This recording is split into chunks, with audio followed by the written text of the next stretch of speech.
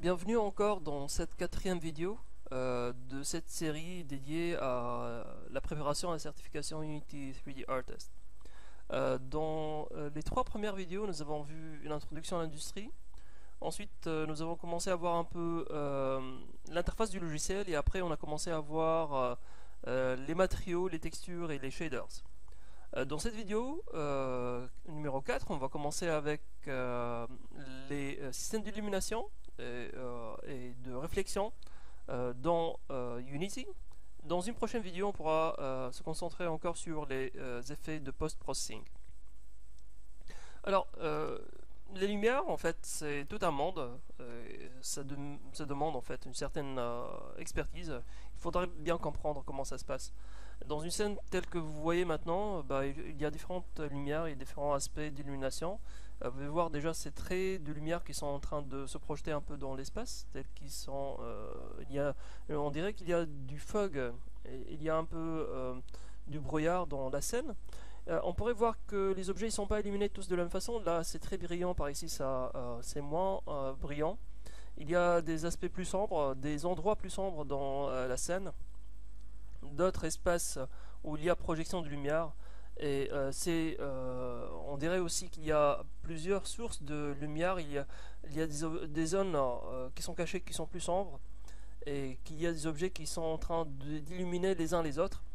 Donc il y a beaucoup de choses qui sont intéressantes dans une scène donnée et qu'il faudrait savoir comment exploiter pour donner des résultats très intéressants. Donc on pourrait noter qu'il y a des direct lights, des lumières indirectes, donc c'est cette combinaison-là qui permet d'avoir un peu des effets réalistes. Et en fait, Unity permet de calculer à la fois les lumières directes et celles indirectes, les direct et les indirect lighting. Donc il y a différentes techniques qui permettent aussi de réaliser cela. Sous Unity, il y a aussi plusieurs façons de réaliser ces effets. Alors, principalement, il faudrait savoir qu'il y a ce qu'on appelle le real-time lighting. C'est un mode qui va consommer des ressources et qui va être destiné à faire du calcul dans votre jeu de la lumière. Donc, au fur et à mesure que votre projet est en train d'être joué, et la lumière, elle va être calculée chaque image par image. Et ça c'est un mode qui va donner une dynamique au calcul des lumières, mais qui va aussi consommer des ressources. En contrepartie, il y a un autre mode qui s'appelle le Baked Lighting. Le Baked, comme son nom l'indique, c'est déjà pré-calculé, baked. Donc il y a une certaine préparation qui a été faite. Et dans le mode baked, en fait, il n'y a pas de lumière qui est calculée en temps réel. En fait, il y a des lumières qui sont pré-calculées en off. Donc le logiciel va prendre son temps pour calculer les lumières de toute la scène, par exemple, et surtout pour les objets qui ne bougent pas, qu'on appelle des objets je vais dire static, voilà, c'est un peu ça le terme. Et pour créer des objets statiques, alors je pourrais cliquer sur le bouton là, static, et ce bouton là, il va affecter en fait l'élément et tous ces sous-objets qui sont présents. Alors je vais dire cancel. Mais il y a un troisième mode qui s'appelle un mode mix. En fait, ça pourrait composer, mélanger à la fois des objets qui sont en real time et d'autres qui sont baked. Donc, le baked lighting, en fait, il permet de calculer une carte qu'on appelle la carte d'illumination globale, ou bien la Global Illumination Map. Et cette carte, elle va plus ou moins enregistrer un peu la répartition de la lumière sur toute notre scène. Et elle va être affectée par toutes les lumières, toutes les sources de lumière qui sont présentes dans notre scène. Et il y en a différentes sources en fait dans notre scène. Et en fait, pour avoir une idée sur les cartes de lumière que l'on pourrait générer, alors je pourrais voir ma scène. Alors ça c'est le fichier de ma scène. Ma scène elle s'appelle Sample Scene et à côté, lorsque la carte de lumière, la Global Map, Illumination Map, elle est générée, on va avoir un dossier. Et si je vais cliquer sur ce dossier là, vous pouvez retrouver différentes images en fait. Ça c'est des images qui ont été générées. Pardon. Là c'est l'image qui va s'appeler le light map et ça c'est l'image en fait pour ma cuisine. Si je vais double-cliquer sur le Windows, et là c'est la light map en fait comp light imp, donc import settings, donc c'est le composed lighting import settings. Donc vous pouvez voir par exemple qu'il y a différents spots qui illuminent un peu ma scène par ici. Vous pouvez voir qu'il y a un certain cercle, et déjà sur mon image que vous voyez par ici, il y a ces spots là qui sont déjà visibles, vous pouvez les voir. Donc ça c'est bel et bien une carte qui illumine un peu toute ma scène. Et cette image là, elle est placée en fait, elle est plaquée sur les éléments de ma scène, et en fait elle permet d'accélérer rapidement d'une façon très intéressante à la fois la qualité et la rapidité d'exécution de mon expérience interactive. Et pour générer cette carte, en fait, il y a différents sous-éléments. Il y a le light mapping, ce qu'on appelle les light probes qu'on pourra voir, les reflection probes, des éléments, des composants que l'on pourrait placer dans la scène qui pourraient affecter un peu la réflectivité des objets dans notre scène. En fait, il y a un autre système différent, c'est le système Real-Time Global Illumination. Et dans le Real-Time Global Illumination, les éléments qui vont être en jeu, il va y avoir le système d'illumination lui-même, utilisant quelque chose qui s'appelle Enlighten. Et il y a aussi les Light Probes que l'on pourra voir dans un instant, et tout le pipeline qui va être inclus. En fait, il y a différents pipelines. Les pipelines, c'est un peu les différentes étapes qui vont être suivies pour calculer la lumière. Il y a un pipeline qui s'appelle le High Definition Render Pipeline, le HDRP. Et il y a un autre pipeline qui s'appelle URP, le Universal Render Pipeline. En fait, ces deux modes-là ne supportent pas le real-time. En fait, ces deux modes-là, ils supportent en fait surtout le baked lighting. Alors, on va commencer avec les sources de lumière. Il y a trois principales façons d'illuminer la scène. Il y a ce qu'on appelle ambient lighting, la lumière ambiante. Il y a ce qu'on appelle les light components, les éléments de lumière qui vont être placés dans notre scène. Et il y a aussi les matériaux émissifs. Donc on pourrait illuminer par l'extérieur, illuminer ensuite par des sources de lumière, ou bien avoir des matériaux qui vont être eux-mêmes des sources de lumière. Donc c'est les trois choses.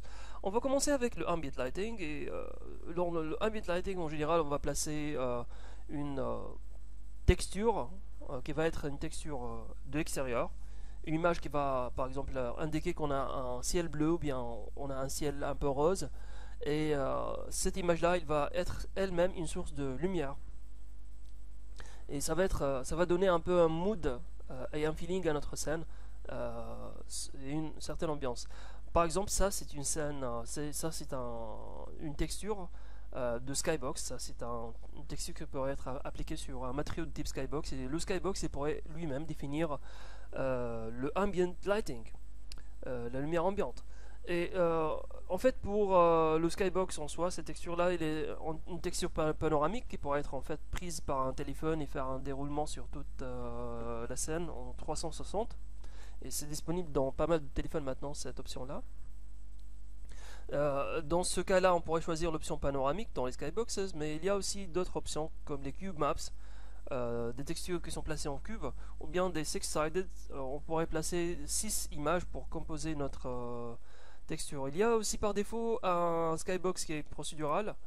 Alors pour avoir une idée sur c'est quoi ces Skybox au juste, c'est un exemple de Skybox. Et il est en train d'utiliser cette texture là qui est une texture EXR. C'est cette texture là, une texture EXR. Ça c'est une bon, c'est, je pense, c'est ça, oui, c'est ça. Ça c'est une texture de haute définition, et cette texture là elle est placée sur, donc je pense que ça c'était le matériau, donc ça c'est la texture, excusez-moi, ça c'est la texture EXR. Donc ça c'est une texture, donc par défaut elle est placée en tant que texture cubique.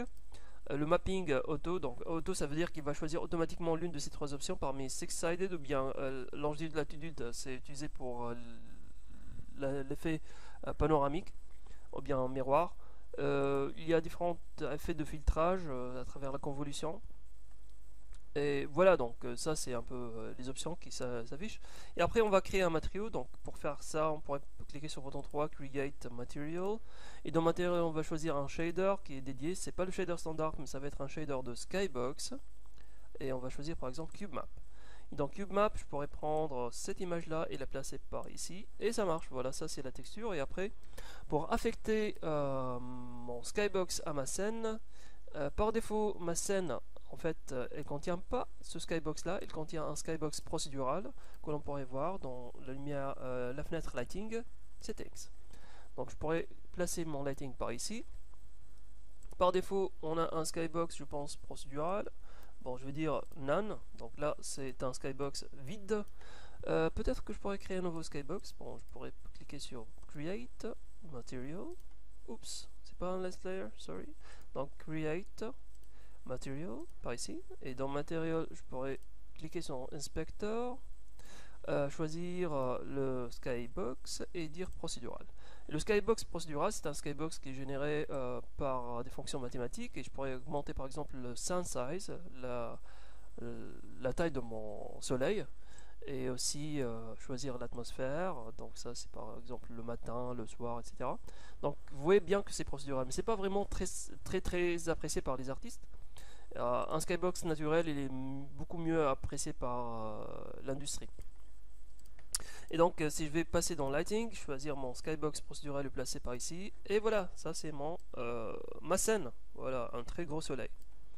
Donc si je vais passer dans inspector, essayer de changer un peu mon soleil. Si je vais essayer de changer, hop, donc, je change la taille de mon soleil, peut-être sa convergence, son exposition, hop, voilà, bon, enfin, high quality, etc. Maintenant, si je vais changer dans lighting, choisir mon autre skybox, bon, en gros, il n'y a pas des changements qui ont été vus par ici, mais je vous assure que les réflexions qui vont être dans ma scène, si je configure bien les réflexions sur ma scène, elles vont être, donc là c'est les spots qui sont visibles, et là vous pouvez voir par exemple la réflexion de la fenêtre par ici. Je pense que la réflexion elle pourrait changer. Bon, maintenant ça change pas, il y a, on dirait que c'est fixe, et la raison que je pourrais donner c'est que c'est une réflexion qui est précalculée en fait. C'est pas du real-time lighting, c'est du baked lighting. Alors, si on va regarder un peu les lumières qui sont présentes dans notre scène, ça c'est différentes sources de lumière. Alors, on vient de placer notre skybox par ici. Ça c'est le skybox que l'on vient de placer. Je pourrais changer l'autre skybox. Ça c'est mon nouveau skybox. Et si je vais regarder un peu en bas, donc le mode qui est placé, le ambient mode c'est le mode baked en fait. C'est un peu ça la raison. Si je vais changer à real time, donc il y a différentes considérations différentes qui vont être considérées maintenant dans notre scène. En fait, il y a différents paramètres dans cette fenêtre là. Le premier onglet c'est Environments, Real Time, Mixed Lighting, Light Map Settings et Other Settings. Et juste en bas, il y a ce bouton là qui s'appelle Generate Lighting. Et si, par défaut en fait il y a cette case là qui est cochée qui va affecter en fait le calcul de la lumière qui va être répété à chaque fois que l'on fait une légère modification dans notre système de lumière ou bien dans notre scène. Alors moi j'aime bien décocher cette case là et cliquer moi-même sur le bouton Generate Lighting afin de relancer les calculs. Vous pouvez voir qu'il y a différentes étapes qui sont placées. C'est pour cela qu'on parle d'un pipeline de génération des lumières englobantes, des cartes of illumination map. Et donc ça c'est un peu les différents paramètres qui sont présents dans les cube maps, à savoir par exemple si on va regarder les cube maps dans Inspector, donc il y a par exemple la Tint Color, Exposure, Rotation, Cube Map, donc ça c'est les paramètres que vous voyez là. Exposition c'est un peu la quantité de lumière qui va être placée. La rotation c'est un peu l'orientation qui va être placée. Alors là je suis en train d'affecter en fait encore une fois le système de lumière, mais je pense qu'il va continuer à calculer tel que les paramètres étaient au moment du clic. Et la tint color, c'est un peu la couleur de teinte. On pourrait affecter un peu une teinte à notre texture. C'est ce que vous voyez un peu par ici. Les cube maps, donc comme on vient de le dire, c'est ce qui est utilisé pour les skyboxes et ça aussi applique, affecte les réflexions. Donc une cube map, comme vous pouvez le voir par ici, euh, elle influence fortement les réflexions.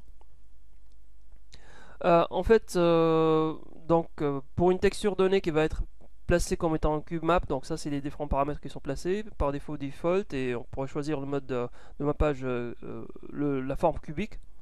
C'est un peu ça, et en fait les cube maps peuvent être disposés sous différentes orientations et différents sens. Et la bonne nouvelle, c'est que Unity détecte automatiquement le format de la texture cubique et l'applique correctement. Ça pourrait être orienté horizontal, en vertical. Les images pourraient être placées les unes après les autres, en horizontal et en vertical aussi, d'une façon panoramique ou bien d'une façon sphérique. Et normalement, ça devrait marcher si on coche la case auto. Donc automatiquement, Unity il va basculer vers le bon mode.